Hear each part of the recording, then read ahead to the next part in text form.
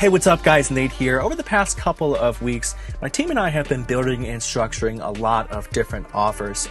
So I wanted to make a video about this because it's something that so many companies struggle with, or they just don't have, and it's not something they're thinking about, they're not doing it right, and it's ultimately going to impact their ability to scale. So in this video today, I'm going to talk about some of just the key factors of how to build a bulletproof offer. Now you are going to want to stick around until the end because I am going to talk about one of the most important and foundational techniques in order to build a valuable offer and make sure that it is able to scale. Now, if you want to make your entire business bulletproof, make sure that you hit that subscribe button down below. If you're new here, my name's Nich Spickard. I've been in the online industry for 3 to 4 years now, and my team has overseen around $20 million in ad spend. And on this channel, I talk about scaling businesses, digital infrastructure, and the latest updates and news happening in the online industry. So make sure that you hit that subscribe button down below. All right, let's go ahead and let's talk about building an offer. So I'm going to take you guys all the way back to the beginning. It's where we would generally start when working with a company.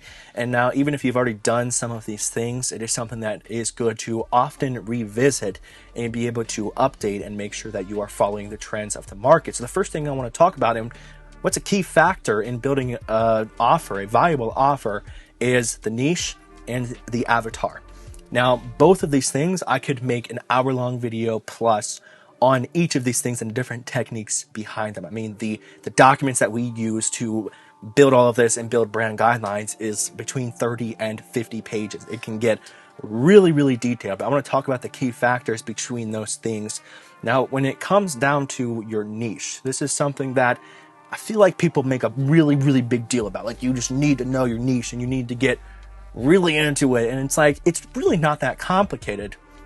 When you break it down, all you have to do is have an understanding of what you are an expert in and what is the big problem that you are actually solving for that company. Now, I don't like when niches are as simple as I'm in the e-com space, or I'm in the accounting space, or I'm in the web design space. That's not actually talking about the problem, and it's not actually, to me, it's just not interesting, honestly. What we like to do is usually look at a niche of, what are you an expert in and what problem do you actually solve? So what sounds better? Tell me. I'm in the web design space and I build websites for accountants, or I'm a web design, or we're a web design company that builds websites for accountants so that they can get more leads, or I'm a web design company that builds e-com sites so that they can get more sales, or that they can 10x their sales or 3x their sales, whatever that is. You want to be able to have a niche that actually describes your problem and provides value to the person. It starts hinting to what the actual solution is. And this can be really important because it's going to, at the same time, help you build up your avatar.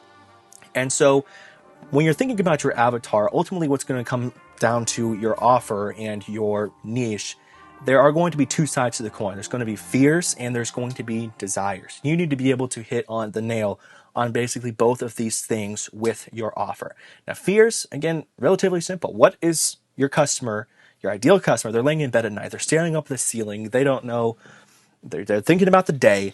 What is running through their head and keeping them up at night about their business? They're staring up at the ceiling, and it's just eating away at their brain, and they can't get out of it. What makes them angry? What makes them happy? What are the problems that are happening now, or what are the possible problems that could eventually happen to them? Now, some people like to just sit around and think about an avatar of, it's 25 to 35-year-old males. Their name is David and they shop here, which, yeah, all this stuff is important. We do all of that as well. But when it comes to about the key component of what your offer actually is, again, you need to be able to hit the fears and the desires. It's really important to try to take yourself out of the equation of what you actually think.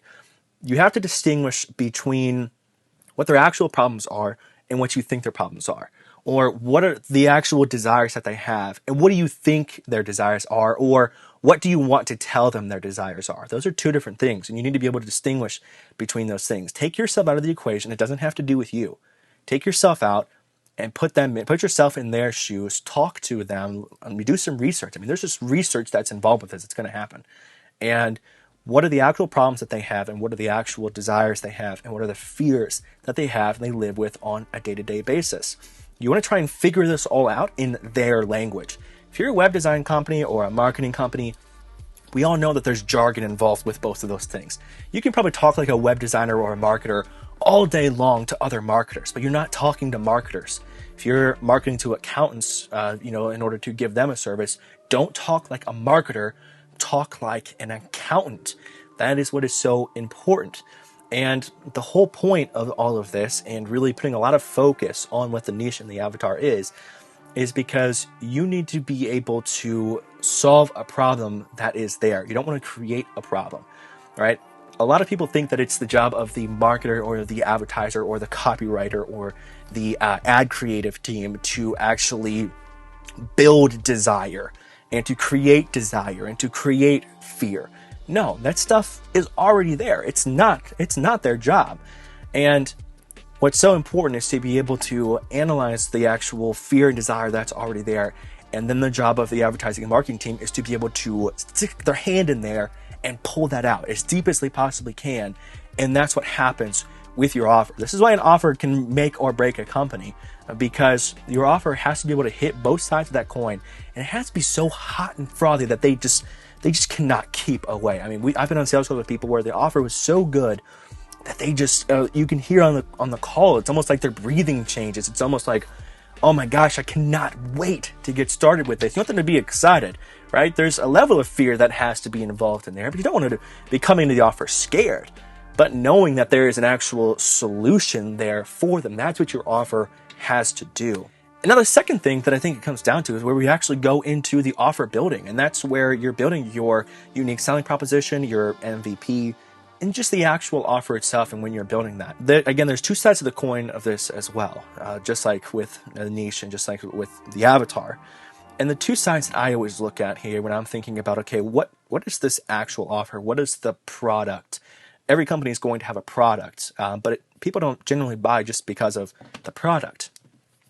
The reality is they are in a certain place right now. They are in a situation. They are in a current state, some people might call it. But there's somewhere else that they want to be. There's a different situation that they want to be in.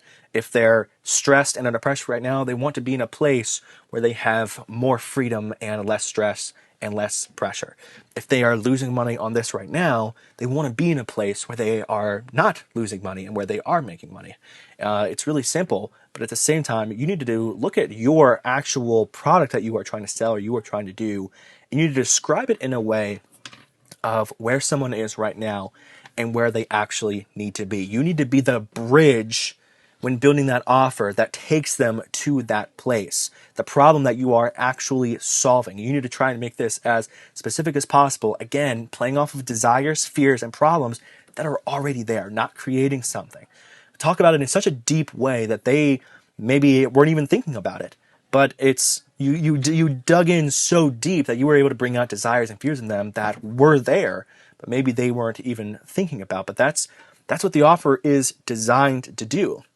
It's designed to be that bridge, and it has to be something that's so enticing, that's so obvious, that's so transparent, and provides so much value than what they are paying for, that even if they've already tried to solve this problem, which a lot of problems typically they take a hit at themselves to try and see if they can do it. Something important for you to analyze is how are they doing with that, and how have they failed at solving this problem, and talk about why you have the solution, and then what you actually need to do in order to provide them that solution. That very, very simply and very going over just the key factors of what goes in to actually building an offer.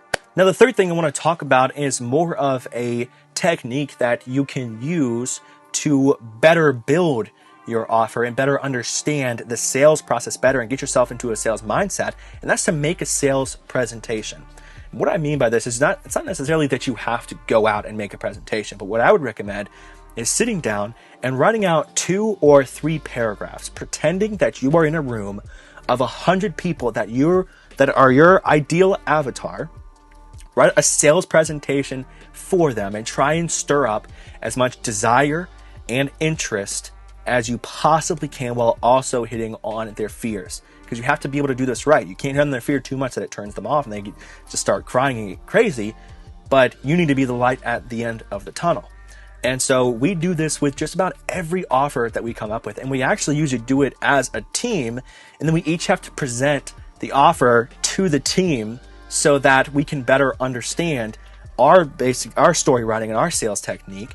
and to be able to bring out something deeper. Because again, it's really easy to write something down on a on a document, or it's really easy to say it in your head, but it's not easy to make it something that's presentable.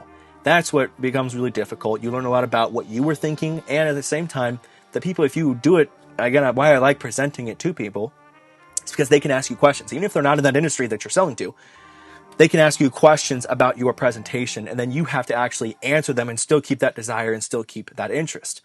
This is something that we have been doing for years, and it is something I will never change in our business, because something always gets pulled out. Something is always deeper that we weren't thinking about. And again, it allows you to put yourself in the position where you actually have to make this pitch to someone before actually making the pitch. And it gives you an opportunity to learn what that other person is thinking about what you just said, and the questions that they ask. They're going to have a question about something that you said, and then you need to be able to provide an answer for that. And then you can better structure your offer around that person. And now the final thing I want to talk about when it comes to building an offer, and this is something that I can't even express enough, is so lost from so many different industries, and is just not really thought about in terms of an actual technique when it comes to an offer. So I talked about it at the beginning of the video. One of the most important things when it comes to building a bulletproof offer is to test that offer. Something that we preach daily in our company is using the scientific method on everything, right? Create a hypothesis, test hypothesis, learn from the test, and improve or optimize. That is how an offer should be as well. The issue is that a lot of people get too emotionally tied to their offer that they don't want to let it go. They think because they spent the time on it, that they created it, that they know so much about the market that people have to buy it just because they made it. When in reality, that's almost never going to be the case. The market, no matter what you tell the market, no matter what you put out there, the market is going to dictate if it's something that's good or if it's something that's bad. You need to listen to them. Again, take yourself out of the equation. You need to listen to what they're saying. So it's important that you set up appropriate feedback loops and systems and metrics in order for you to see your level, your baseline foundation levels of success that you need to hit in order to see if this is something that is viable. And now when something that is viable, depending on the time period, we usually look for around 25K in 20 to 30 days. That's something that at least has been tested, and it's something that is seen to be viable. Now, if you're, 6 months goes by and you've only made 25K, well, there might just be an issue with your offer there that's not interesting, it's not hot enough, it's not appealing enough to people. And so that's why it's so important to understand your baseline metrics to be able to see, is this something that is viable, and is this something that is scalable? Because that's ultimately where we come in, and we actually help people make their offer scalable. And so make sure that you're testing your offer in order to make sure that it's something that the market wants.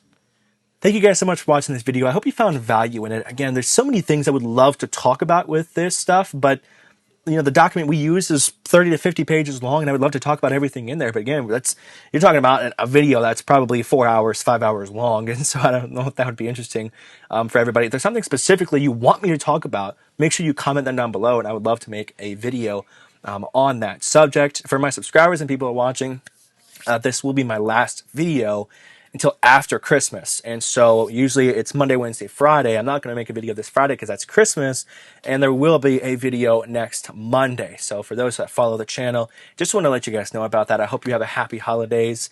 No matter how things are, I hope you get to spend some time with family and have some fun with your friends and have a good holiday season. So thank you guys so much for watching today's video. Subscribe and like if you haven't yet.